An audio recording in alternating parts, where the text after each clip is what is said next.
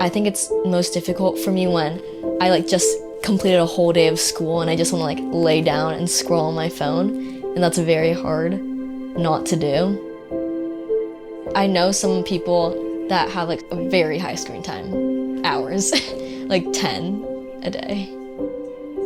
I think my average was 6 hours last week. I think mine's like 2.5 or like 3. Mine's 3. It's really easy to get caught up in that, just scrolling.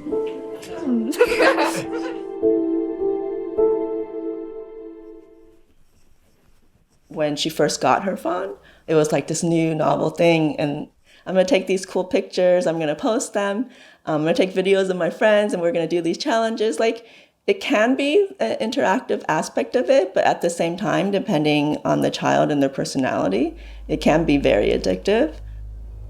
I think there's a lot of loneliness because once they start using the phone, that kind of becomes their way of communication. With social media, with all these pieces, it is kind of this false feeling of being connected. It's impacting executive functioning, it's impacting their overall just like social emotional development and health. There's a lot of pieces that are really real. And this isn't just an issue for high school students. Kindergartners are using smartwatches, and kids are starting to exhibit addictive behaviors at younger ages. I've had some students who actually have had tech addictions. I've had, parents that have talked about having to lock cords up on the top shelf in the garage so students can't get to them at night. We struggle to engage students because we are not as exciting as their devices. How do we get students to disconnect from that and come and engage with students and their teachers and be excited and have that same level of excitement? That is a challenge as a teacher. My engineers in the back, can you hear me? How much do you love the STEAM Lab? So fun. I am so fortunate that I spent my own kindergarten through 12th grade here going through the schools and was a student. I like to tell students and parents, teachers that I want science to sparkle in Carlsbad Unified. I love working for a school district that wants the best for students and is always student first. And the Carlsbad Education Foundation helps us meet that goal. You have been selected to do some of this engineering challenge. We have to get 2 astronauts to land safely onto the ground, build your moon lander, and test it. So these are not ping pong balls anymore. They are now astronauts. Okay, good. We're on the same page.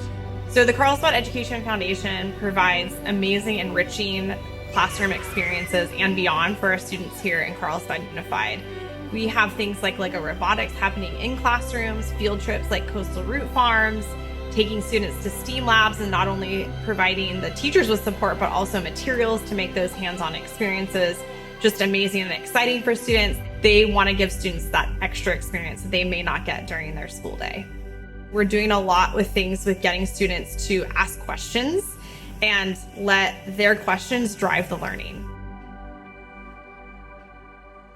Okay, hey, let me have your attention, por favor. Fun day today. Today, we get to tag the white sea bass. So next week, we're gonna release them. But first today, we're gonna put a little tag in their operculum, their cheek muscle. As you can see right there. I'm Todd Meilenberg, science teacher here at Carlsbad High School. I first started out as a scuba instructor right out of college. I wasn't certain I wanted to be a science teacher. And then as I started sharing the underwater world, I thought, well, I like just sharing nature and teaching people about nature. And I remember Mr. Eilenberg just being such a kind person. He would encourage you to explore and wonder. We did a lot of hands-on labs and experiences and thinking about the environment and the world here in Carlsbad and beyond. I had fun. I had a lot of fun in the class, and I think that helped inspire me to want to be involved in science education. One thing that I love about Mr. Meilenberg's class is that it's very eye-opening. I really love how he takes advantage of the opportunity that we live so close to the beach, because it's perfectly in line with what we're learning, and everywhere where he takes us, there's a lesson to be learned from it. We're learning how humans have kind of overfished wild populations. And right here in Carlsbad, we have the fish hatchery run by, it's called the Hub SeaWorld Marine Institute. They raise white sea bass to enhance local populations. So they have an outreach program where we get to be part of that. Nice catch, nice catch. And so the Carlsbad Education Foundation actually supplied the fish tank you see behind me, where we're going to be raising white sea bass. So we raise them from, little fry to a little bit bigger fry, and then we'll release them into our local lagoon here, Agua Hedionda Lagoon. It's all kind of self-contained. We can roll it from one class. So one teacher will use it one semester, and then I'll use it at different semesters. So more than one group of students can get the pleasure of raising fish and learn. And you learn a lot of chemistry. There's a lot of science behind actually maintaining and raising fish. You're going to take your index finger above the head and your thumb below. Okay. So you are going to be the one who actually injects the tag. Okay, push the button. Perfect. We're good. Nice job.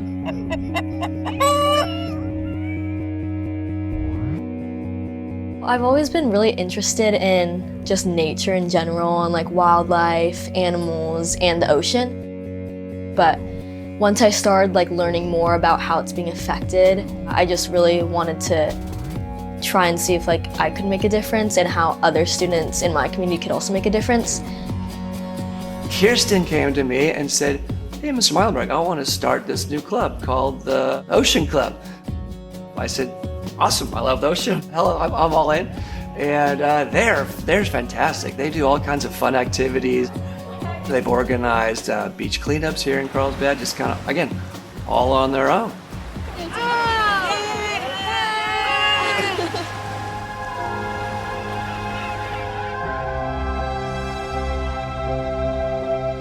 So it's just kind of been like a kind of a gradual thing. It's been getting worse like year by year.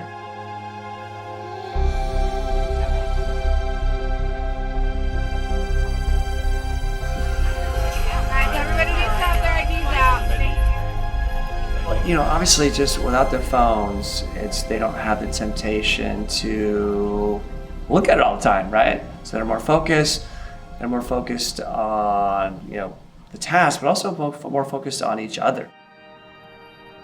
I feel like with things like this, like Mr. Meilenberg, just like him teaching in general, like getting out of the classroom, that's what like built up my passion and like my desire to like create a change.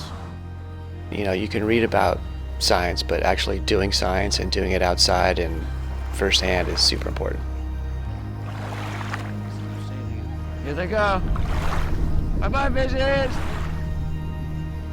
It's easy to stop thinking about my phone when I'm focused on my passion and paying attention to the things that I really care about.